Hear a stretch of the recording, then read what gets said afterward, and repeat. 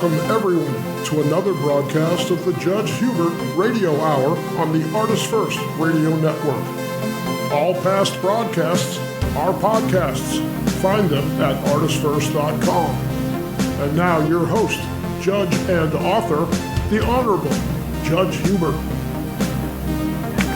Thank you, Scott. We certainly appreciate you as always. Thanks for all of the hard work and sacrifice that you have to put into making this show possible. And just want to reach out to all of our friends and family and listening audience from throughout Radio Land and the World Wide Web. And if you haven't had a chance to already, call a friend and have them to listen in. I can assure you that you'll pick up on some new information before the hour is done.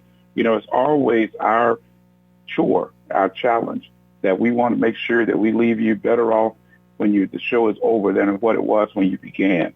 And so while our show is relatively new, you may go online and you can listen in to any of our former shows that were produced over the past year and hear interviews on some of the contemporary issues, such as the attacks that were made on critical race theory, or on what it is and what it's not, or how our teachers here, particularly here in Florida, are dealing with the efforts by our very conservative legislature to ban books under the leadership of our governor.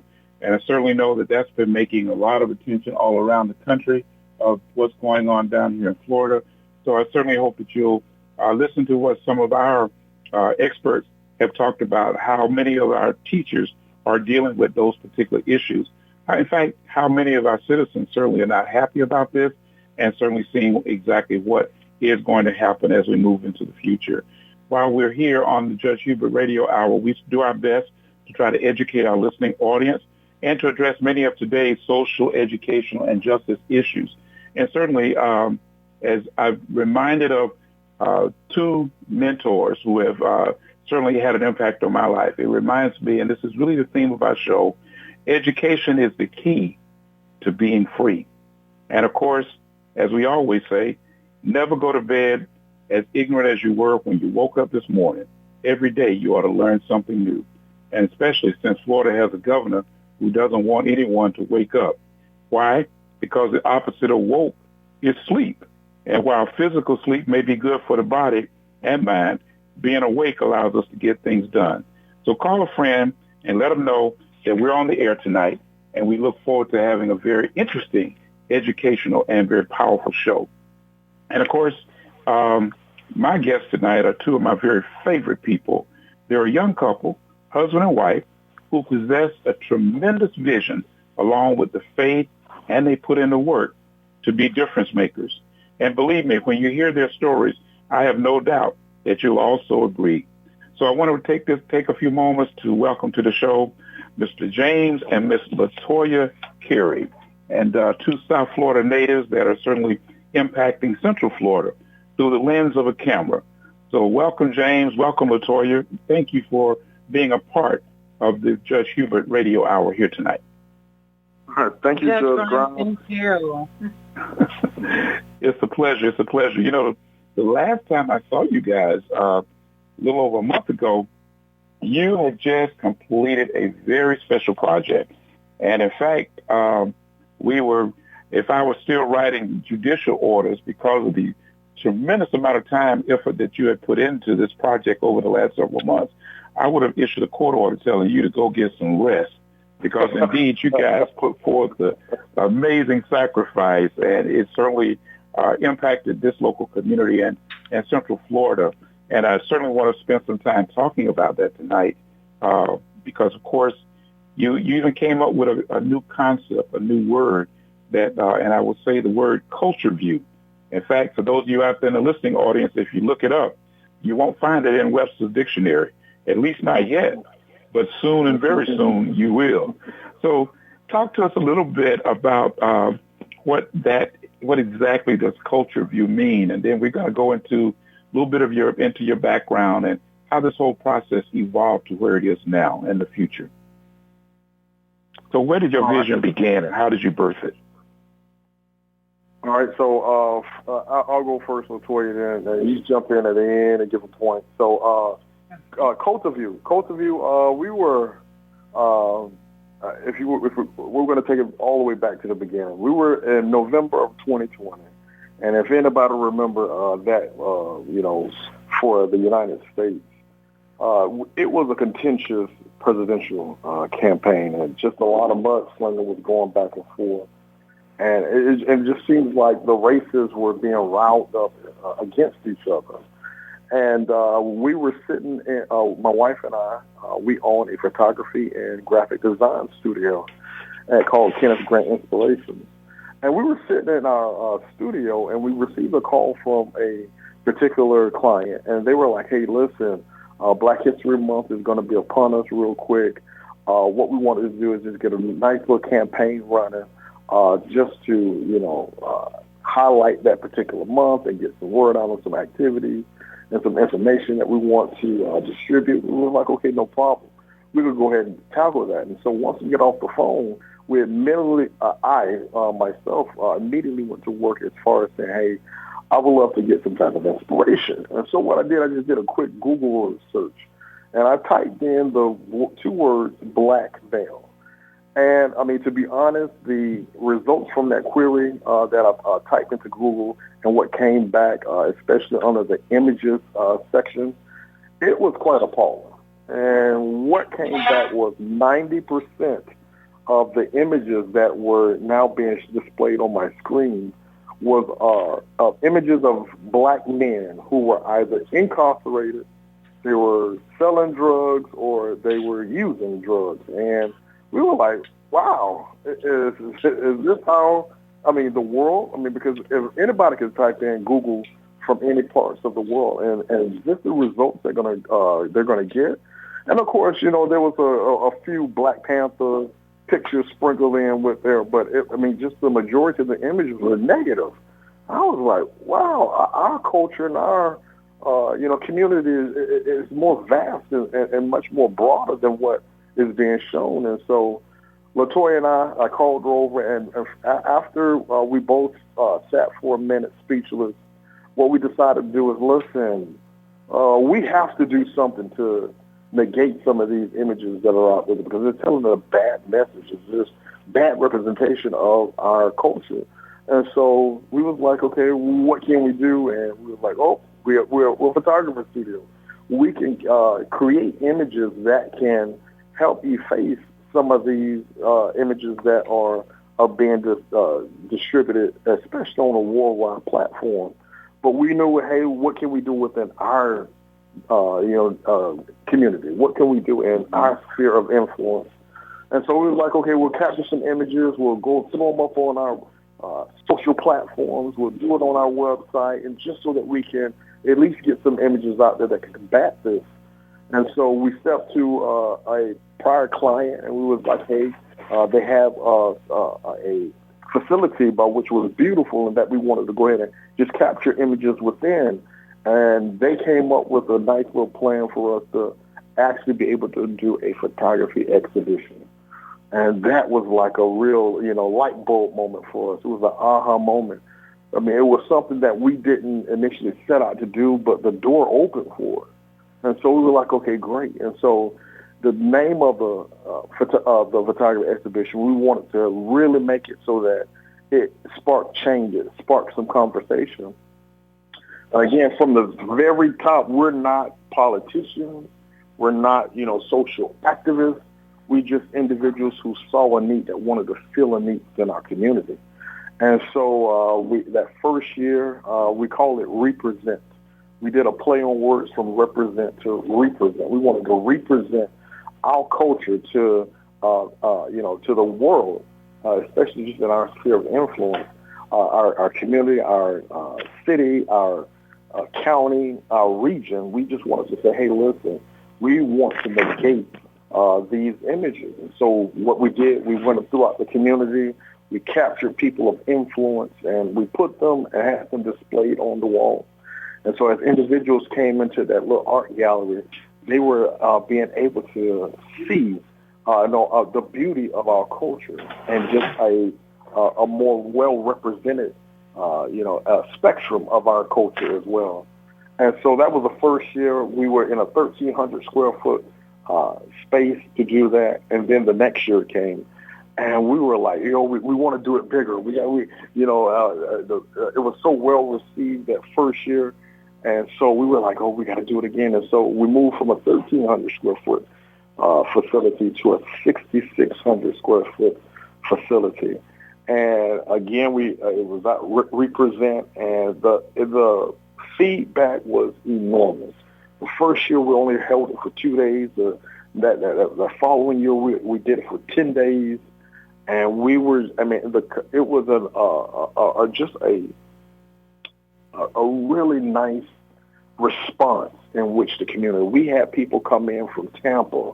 We had people come in, and if anybody out there in the land, Tampa is across the state from where we're at. It's on the west coast. We're on the east coast. But people as far away from Tampa is almost like a 2.5-hour drive. People from Orlando, Jacksonville, which is the northern part of Florida. People from Brevard. We had people even from Miami come up just to see this particular exhibition. And we were like, wow. And so we wanted to do it again, but we had bigger things in mind. And so what we wanted to do, we could see that this could be into different locations rather than just being held in one. And we did a survey out for all the attendees that came through. And the number one thing that they said we could make this better was to make it bigger and to expand the time in which we were open. And so that was the thing that we wanted to do for this year's photography exhibition. But what we wanted to do is to do it correctly this time. And so we wanted to get it trademarked so that when we could take this on the road, that we could go in different venues and locations, and the originality of the idea stays with us as far as just using people from the local community to help with this particular photography exhibition.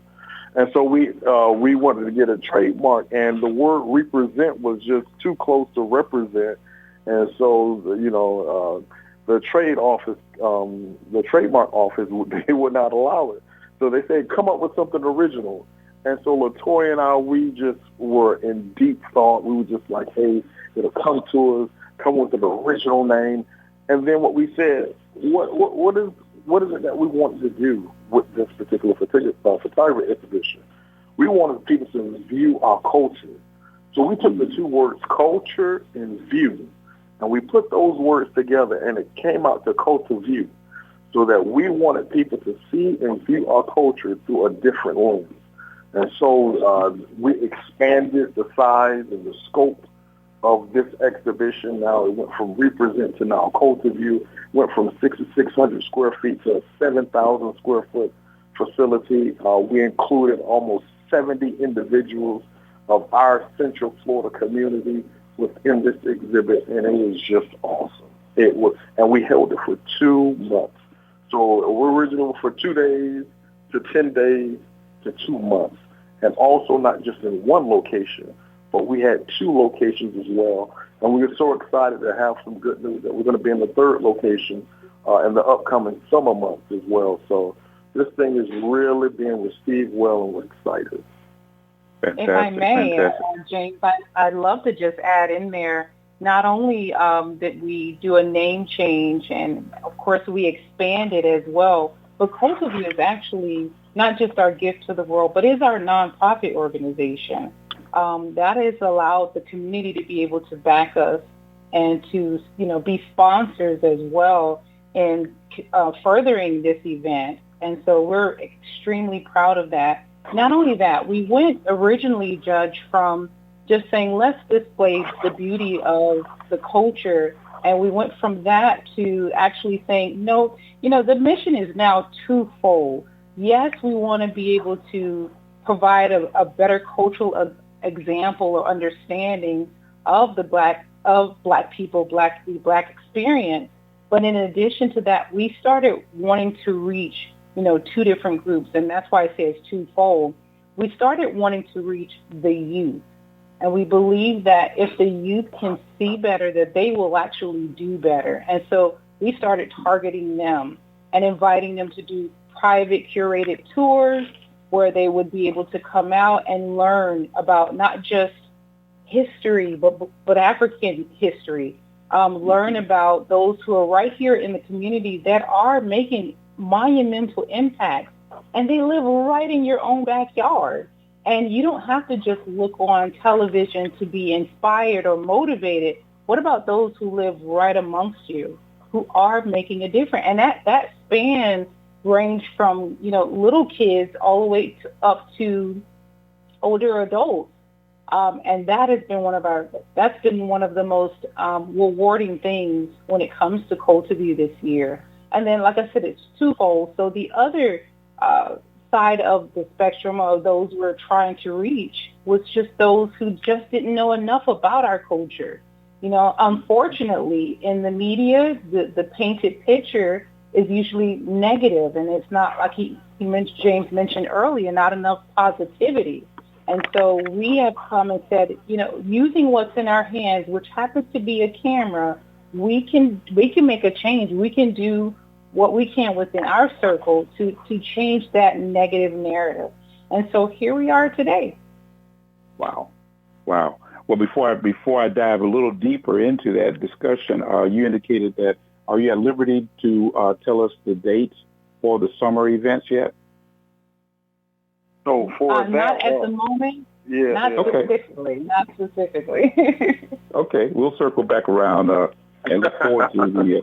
Because of course, what I can tell you, Judge, is that I can at least tell you the location. How about that? That's a good start.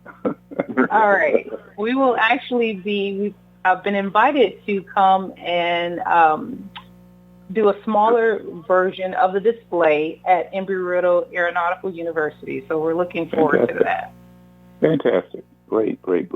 Well, I was actually, and I have to, full disclosure, I have to let my listening audience know that I was blessed to be a featured individual in their exhibit, and just the process of going through that and the professional quality of the setup when you all were shooting my image. And I always say, man, you guys know how to make me look a lot better than I look in person.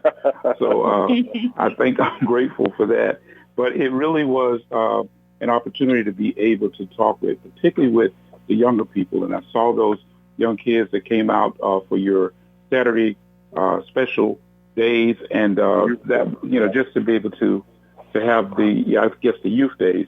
That was just a wonderful, wonderful interaction. And then you also brought other community resources to bear, including them being able to see what the sheriff's helicopter looked like, the sheriff's boat that they use for water rescues, and all of those kinds of things just added to the education. And your work is so timely, particularly in light of all the resistance that we are witnessing here in Florida on the political front.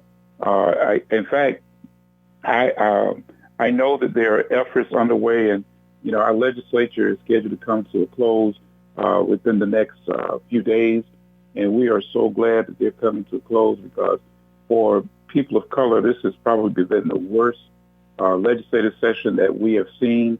Not asking you to comment on the politics, but I will. But because so many things have been done to try to discredit people of color. For example, you talked about the importance of young people, black and white, and as well as all colors, understanding and knowing more about the history of black people, that we're not just the negative image.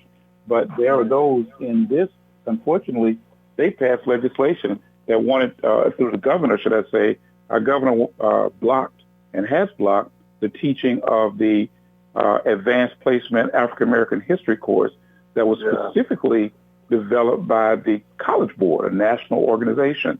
And he said that, and these were the hurting words he used. He said that, in effect, African American history had no value. And we, who are part of the African American culture, black culture, whatever label you wish to attach, when we look back at the journey that has taken place for our people and our ancestors in particular, going back to Mother Africa, coming across the great Atlantic, many of whom were enslaved and yet never giving up on their desire for freedom, and being able to be, to create answers to so many circumstances, building this country without being paid for doing so, particularly in the southern part of the country, coupled with all the different inventions. J.A. Rogers, who produced the book, said that there's well over 1,000 inventions contained in his book, and he's been deceased for a number of years. And there's so many others, even in the current technological age, that were things that were created to help make a better life for people in this country and the world. But yet there are those who are fighting the teaching of Black history. They're fighting even the teaching of the legal progress that's been made through what was referred to when I was in law school, and it was during that period of time that the development for critical race theory began. And all it was a law school course. But yet they have turned it into a political dogma and tried to say that it was being taught in high schools and colleges, which it was not. And they wanted to make sure that we don't teach those things because we don't want white kids to feel guilty about America when they didn't have anything to do with what their ancestors did. And so we find ourselves in a quandary because on the one hand, there's an all-out effort to crush the existence of Black history, to crush things such as, like I mentioned, CRT, even down to the point of eliminating diversity, equity, and inclusion programs on our college campuses, and even firing or reassigning the people who were working in these particular roles, banning books. Like, who would think about banning a book about Rosa Parks, and what she did? Who would think about banning a book about Roberto Clemente, one of the greatest baseball players of all time? But they banned it in Duval County because it contained a phrase that said he overcame difficult times and he overcame racism. And he did that. But yet he was one of the greatest baseball players. He's of Puerto Rican descent. And of course he's Black. And yet they banned his book. They banned Toni Morrison's book. They banned Color Purple and other books, thousands of other books, which raises the issue of, if you're banning books, that means you're banning education. And unfortunately, it takes us in reverse as opposed to taking us forward. And so your efforts are certainly needed in order to showcase that in spite of all this, we've got current positive images. These are not just images from, the 1800s or the early 1900s. Many of us know about, we know about Du Bois, we know about Dr. King, we know about all of those leaders who sacrificed, Dr. Bethune. But here you are dealing with current people who are making progress. We're making a variety of different impacts. And so, again, I want to just commend you and encourage you to continue to do so, because there is definitely a space for the work that you're doing. Thank you. Thank you. I just want to add, okay. I'm taking from my experience, and then I'm also going to be taking from, we got two boys that we have. Mm-hmm. One is a 13-year-old, one is a 9-year-old. One's in the 8th grade and one is in the 4th grade. And I'm just thinking back to my experience coming up through grade school. And mm-hmm. I can't remember a whole lot of information in books that were dedicated to African American history. Mm-hmm. Now, we did have, I would say, more of a participation or more of an awareness when African American month came on in February. I remember doing reports and things like that, but that was the only time. And then there wasn't a well-rounded, effort put into being made known about the plight, the lifestyle, the ongoings of African Americans when we were brought here to America. So that history was not fully there. And so I took it upon myself as I got older to try to educate myself. And then I look at my kids, and it's almost non-existent when it comes to African American history that's being taught to them. And so, this is why, it's been a real burning passion. And again, we didn't look to do it. And again, it's not politically led or anything, but as you said, it's very timely. It's now a passion of ours of what we're doing. And so what we're trying to do is be very strategic as far as how we go about what we display. And so when we get individuals like you, I just want to let everybody know out there in Radio Land, what we do is we do what is called collections. Collections are a series of images that are put together to help tell a story. And now what we do is we garner individuals who are in a particular field or some type of industry in which they're affiliated with to help bring light to, hey, African Americans are involved in that even today, so that the kids now can see a representation of that, but then also educate them on the history of it.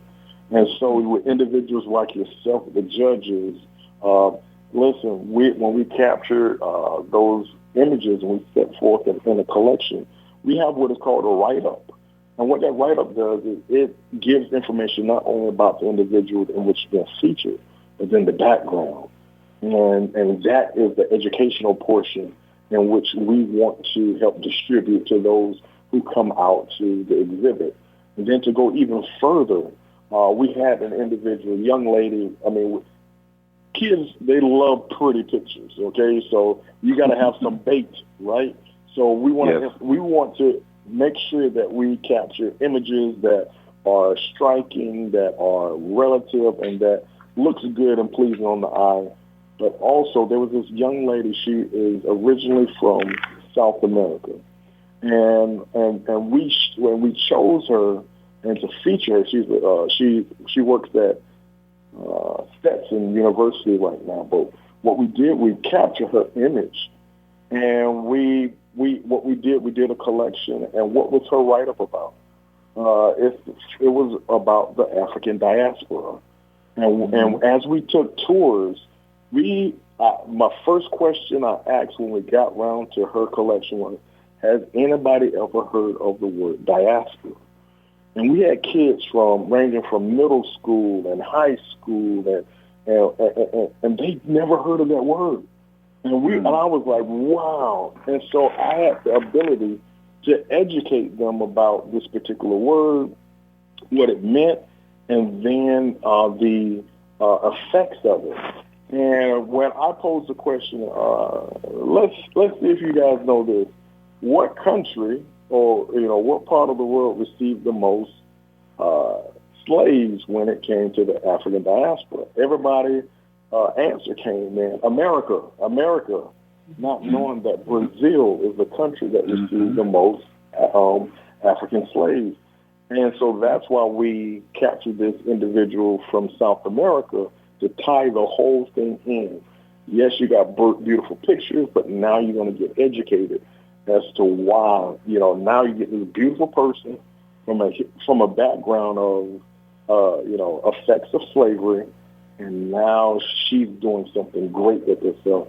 And so that's what we're trying to bring. No matter what has been levied against your life, no matter what you've gone through, you still can be effective. You still can make an impact wherever you're at. Just choose to do the right things and make right choices. And so that's how we wanted to educate the kids. And so bringing it back full circle, now that, what the school system may be lacking, it is now we as a people that need to come in and help fill this void. They're not the only, the school system is not the only teachers for our kids. If they're failing in a particular area, it is up upon us to reach back and to fill those voids, to fill those educational loopholes that are prevalent right now, and to bring some type of resource, to bring some type of answer. And so that's what we just wanted to be a part of that, my wife and I. And so that's the main focus of Cultuvue, is just to help educate now, especially the youth. And I think we're finding ourselves that there are more people out there who are coming up with very unique ways in which to educate and to help fill that void. And we just want to encourage anyone out there that if you have this great idea, using what's in your hand to help educate, to help build up, to help strengthen, go do it. Do it, because the results are just life-changing. It's so satisfying just and you're being able to see the smiles on the parents' faces, to see a spark birth within a young person, it's awesome. Let's go back to that because I'm sure that there are always people in our listening audience, and we've got people from not only within the local Central Florida community, but also that goes to this message will go not only around the country, but even beyond the shores. And I want to talk to you about something that you guys share with me. And you've used the phrase a couple of times here. You said, "What do you have in your hand?" Let's go back to how that whole, how should I call it? How that unfolded. You talked about when you first of all looked at the images, the image of black male, and what you saw. But then talk to us about the spiritual experience as you shared with me before, and the whole piece about what you have in your hand. All right. Okay. So what we shared, we had a grand opening when we were opening the exhibit for this year, and in doing so, I was just let to speak on some things, and so one of the things that I spoke on is exactly what you're saying, using what's in your hand. We were, like I said before, we never even saw ourselves in this position. We were just in business. We were just thinking to ourselves, hey, let's game plan on how we can build this empire, and so for this door and this opportunity to open, and a lot of times, and especially I had to check myself, when this opportunity was presented and you're asking yourself, oh my goodness, what can I do to actually, make a difference on any level?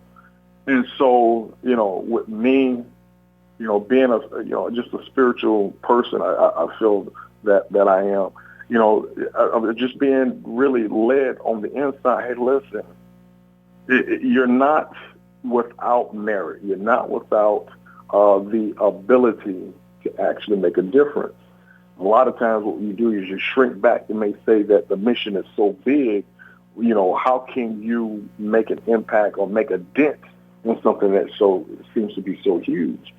And what was coming to me was, listen, use what's in your hand.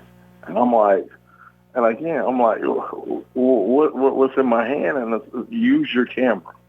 It may not be something that is of the norm, something that you see every day, but that does not negate the impact in which you can have for it. And so we just use what's in your hand. Use what's in your hand.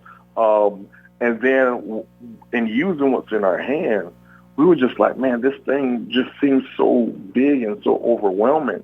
And that's when we knew we were being led in the right direction, because we really feel that the Lord will not lead you into something that you can easily accomplish on your own. It's going to take a village. It's going to take people teaming up with you. It's going to take those who are in other realms of influence to come alongside you and your vision to help that thing go forward. And so I'm just like, okay. So as we begin to walk out, as we begin to use what's in our hands, we reach out to different people. We reach out to different establishments and say, hey, listen, this is the vision that we have.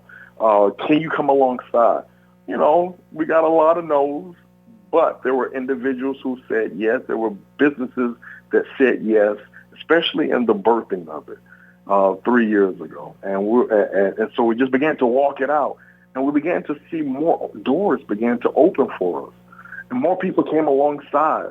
More CEOs of businesses said, listen, yes, we can come along with this particular vision. And so as we began to walk, volunteers, and it just was amazing.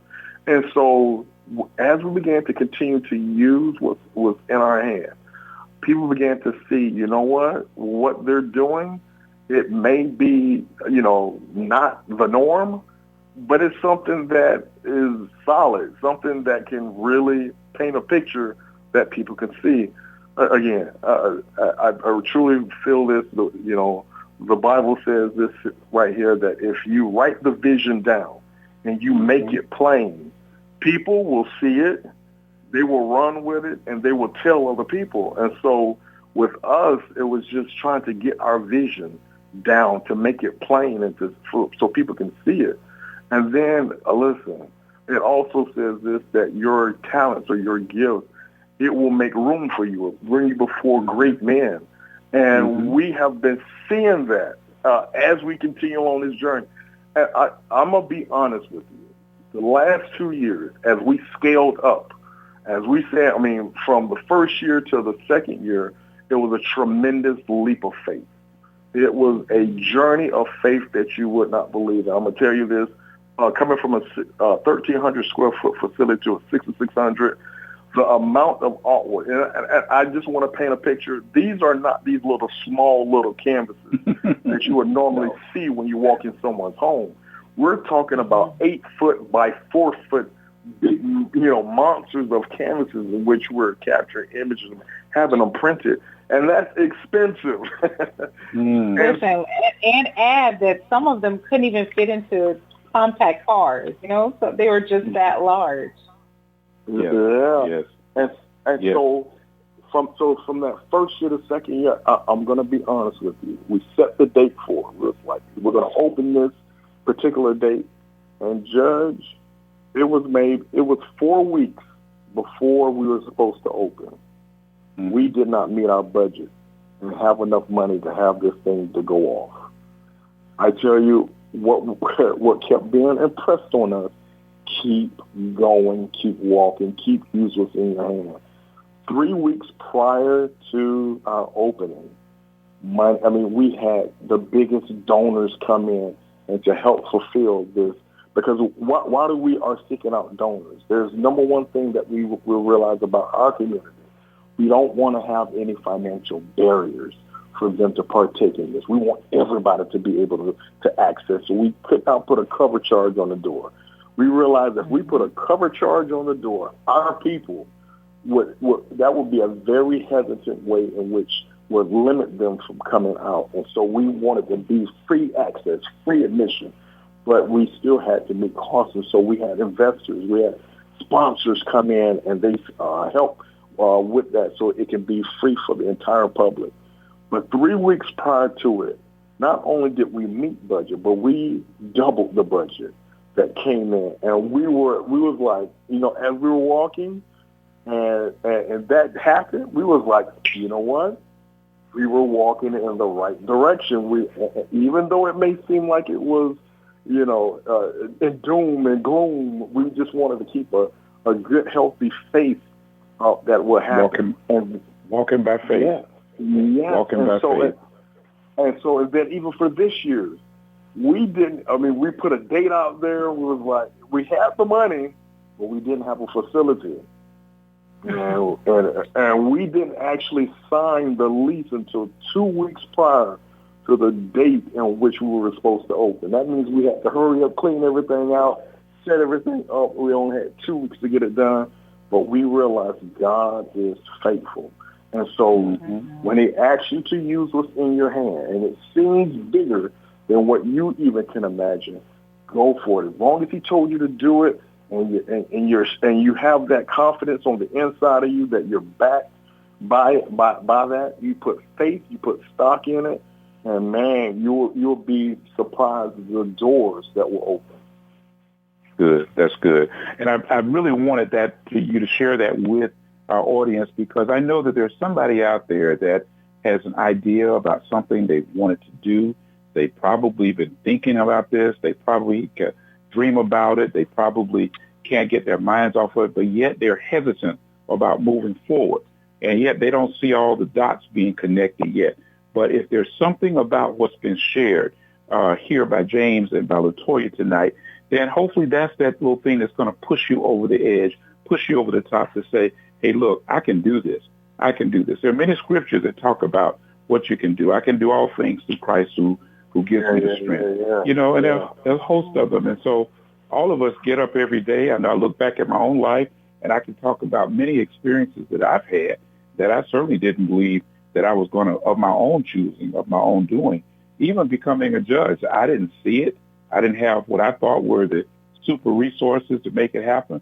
But I stepped out. I stepped out on faith. I stepped out, put the work in.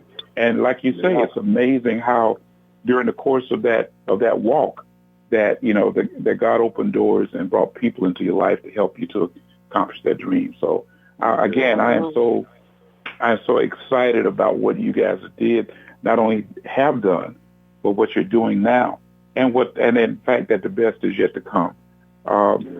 Let's for just a moment, LaToya, tell us some of the many professions that were represented in the most recent Cultuvue display. Well, we, as James mentioned, we had over 70 individuals this year, which is the most that we've featured, in the years that we've done this. And it ranged. It ranged from, you had doctors, you had news anchors from West 2 News, you had the police department, specifically the Black women police officers represented from the Daytona Beach Police Department.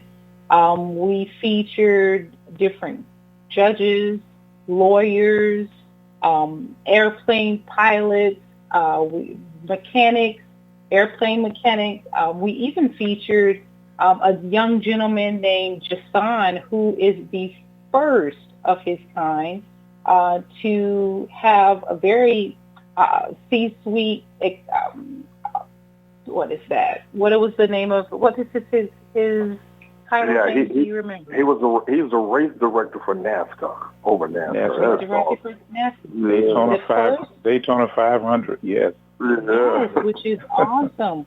But we didn't stop there. We thought when we read the surveys that were shared from the year prior, one of the things that we were asked to do is feature children. So what we did was we put out a post and opened up a nomination window and said, hey, community, who would you like to see featured in this upcoming year's exhibition?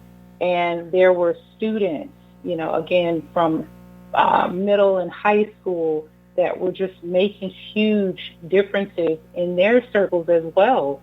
And so we gladly accepted and, brought them on and featured them as well.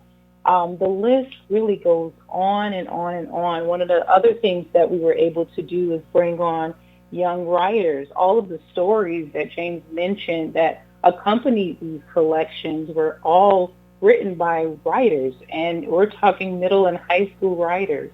And so we made this became a community effort. It wasn't about James or LaToya, but it was about being able to say, yes, there's a vision that needed to be ran with. And like he mentioned, we just brought alongside those who were willing to say, yes, I'll play a role, I'll help.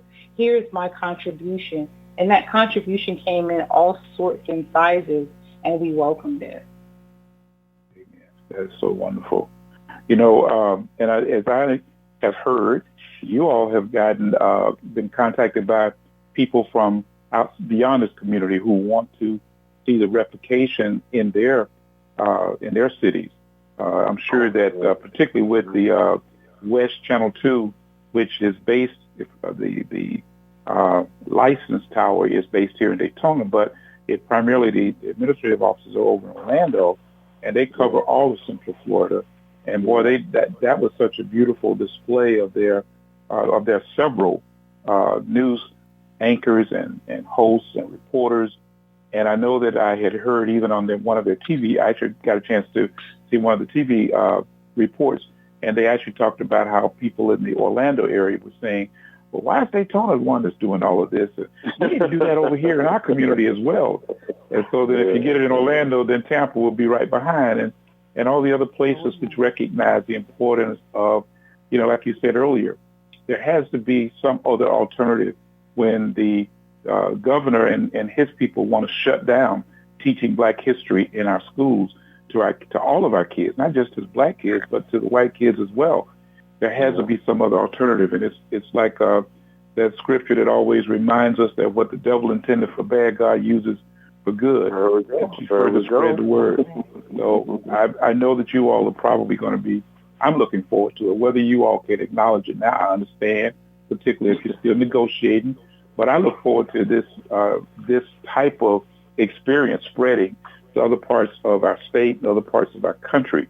If Florida can be, unfortunately, the leader in some of this crazy right-wing stuff that they're doing, certainly we can be the leaders in terms of having an antidote for some of that foolishness, because our people and our kids need to know who they are.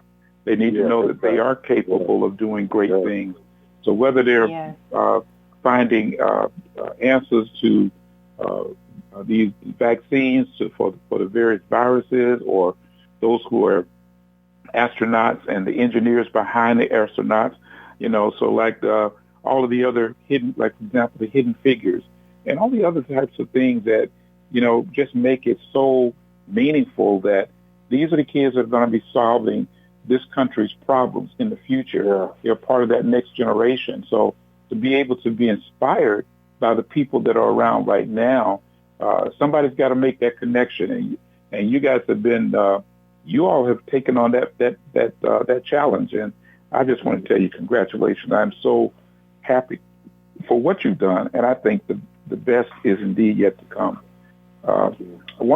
In preparing for this message to this sharing, this fireside chat, as I call it tonight, I did something that you had told me about, which was I actually Googled that phrase, black male, this afternoon. And I got an article that came back from that. And one of the things that's interesting is that even with all of the purported progress that we supposedly have made in this country with race relations, this was, the article said, black men face high discrimination and depression, even as their education and incomes rise. And of course, we know that there have been several weird shootings that have taken place over the last few months. I mean, the police encounters with black males have been, horrible. Just recently, we had a young kid, 17-year-old, went to pick up his little brother and sister and went to the wrong house and ended up getting shot after ringing the doorbell. Fortunately, the bullet grazed his head, but then the guy came out, as I understand, stood over him and shot him a second time. Thank God he lived. And, that was now resulted in this 84-year-old man being arrested. We know of situations, circumstances that are constantly and continually showing what we call the negative side. But it's not just the negative side, that image that is portrayed of black men, but unfortunately there's far too many people that are so quick to try to solve their issues with guns. And they make us, unfortunately, targets of that. And so, again, I can only help but tell you that this, I pray, will be an addition to that body of work, particularly in the academic world, which says that, wait a minute, all of us are not that negative image. We're not just drug dealers. Right. We're not just, victims of crime or perpetrators of crime. We're not just incarcerated, but indeed we are making a difference in this, not just in this community, but in this country. And so, again, just you got to keep going, my friends, and anything I can do from my side to help promote that, because some people might not understand. And here's a quote from this article that I read. It says, "What ended 150 years ago was slavery, not racism. And our research suggests that black men experience this racism in distinct ways. Many of the racist ideas white Americans have of black people are driven by the negative stereotypes white Americans have of black men being more violent, sexually promiscuous, and dangerous than other race or sex group. This dynamic is so strong that even hearing the names of black men can lead to a fight or flight response in white males. A recent study found that even armed black and white women were less threatening than unarmed black males to white Americans. So the reality of racism in the U.S. makes black males peculiarly targeted by lethal violence police homicide, and economic downward mobility. If that is what our country is seeking to apply to black men in this country, then that tells us that our future is downhill. But because of individuals like yourself and a never give up attitude, I cannot commend you enough for representing the images and giving us a different view of our culture, which is a culture of success and overcoming against all odds. Yeah, thank you. Thank you. Thank you. Yeah. We appreciate that, Judge. We really do. Well, I know we are coming close to the end of our time together, but give our audience your thoughts on not only Culture View, but maybe there's something else out there that, again, as I was saying earlier, James, as you were mentioning, you talked about how you all got the idea, but initially said, that's a big jump, that's a big burden, but you nevertheless overcame it. So, any thoughts or suggestions as to, particularly for our young people, because I saw something. In fact, let me go back. I commented on this earlier in my notes. Your son did a tribute to you during the first night, and I just thought it was so wonderful how you already influenced the minds of 13 and 14-year-olds, and yet even younger, because as you said earlier, the bio that you had us to fill out information sheet, but then you had teenagers who took the information and crafted it into a bio sketch, and that was posted there. And then you used technology, which was amazing because people could just scan underneath the photographs.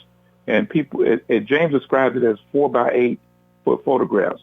Let me tell you, if you could put anybody that has a little different trying to get the perception of what that looks like, just imagine a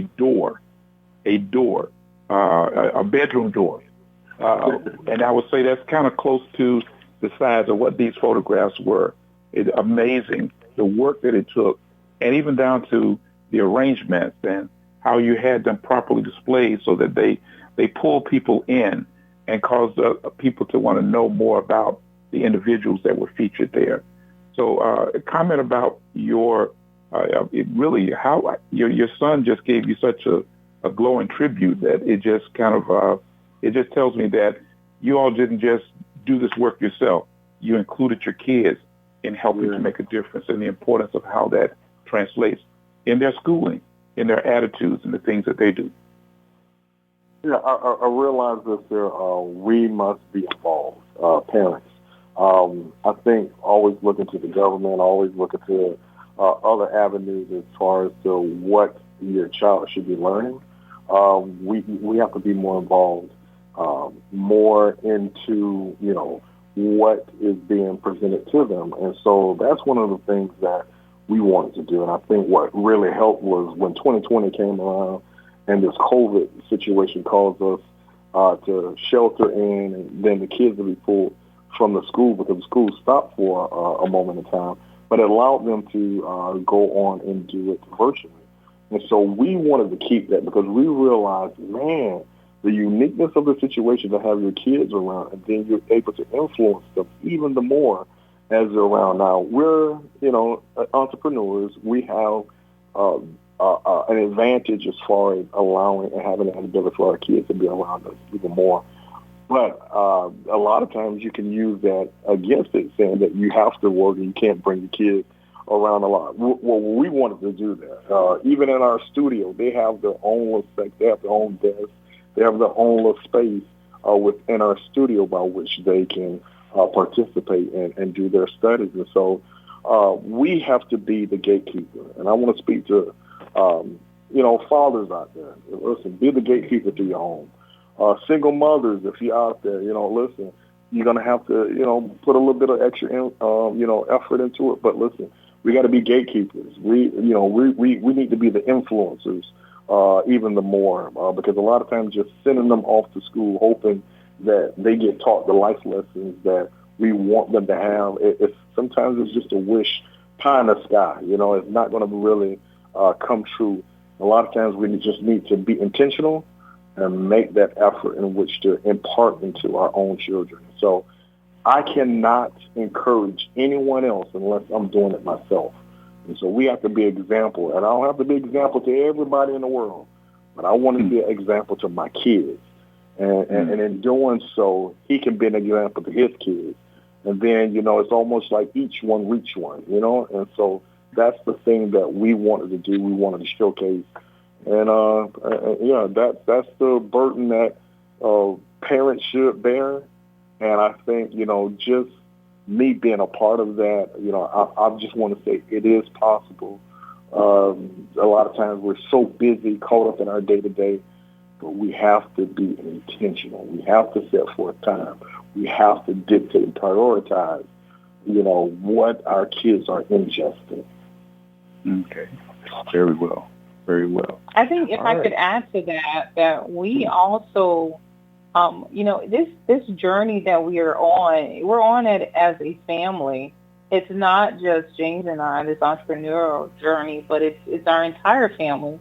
And we want our kids to be able to witness what it is like to, have parents that are, that have their own business, and they're learning as they go. Their peaks and valleys, and we want them to be engaged so that when it's their turn and the baton is passed, this is second nature to them. This isn't anything new. It's like, this is what I grew up around. I don't know how to do anything else. So that when I do graduate, from college, I'm going on to establish my own, or I'll already have working, businesses out there. And all I'm doing is continuing to scale and grow those businesses. So it's a journey for our entire family. And like I said, not just James and I. Well, and I can just tell you that that's a great testimony, particularly for our listening audience out there. And as I said, many of you may have already been tossing around some ideas of things that you want to do. It might mean that you're in a current job and you've got this burning passion, this burning desire, and you're asking yourself, how can I do this? And, sometimes you got to start small. It might mean that you've got to set some time aside to treat it as a side gig until it catches on. And as you stated, be that example for your children so that they too will want to follow that lead. And unfortunately, there's far too many folks who have want to give up on life. But at the same time, I would say to you that there are far more people who are looking at a vision and wanting to make it better for themselves and make it better for the generations that follow. So I just want to thank you all for taking time out of your schedule to be with us on this journey. Thank you for inviting us. And we're grateful. We're so grateful. Well, we're excited about what's going to happen, and we're looking forward to the June exhibits. I know you guys are working diligently, even though I'm glad you got a chance to take a little time off, because I know that's when you nurture all these great new ideas come about. And so we're excited to see what's going to be next. So, again, for those of you out there in the listening audience, you've had a chance tonight to be able to hear the work and the words of my two dear friends, Mr. and Mrs. James and LaToya Carey. And so with that, we're going to wrap up for this evening. We want all of you to remember, as we started out tonight, reminding you, in the words of Dr. Matt King Carter, noted theologian, who always said, never go to bed as ignorant as you were when you got up this morning. Every day, you ought to be learning something new. And so with that being said, we're going to sign off. We say thank God for all of you. May you be blessed, and I pray that you will have a successful life. Bless you all. Thank you.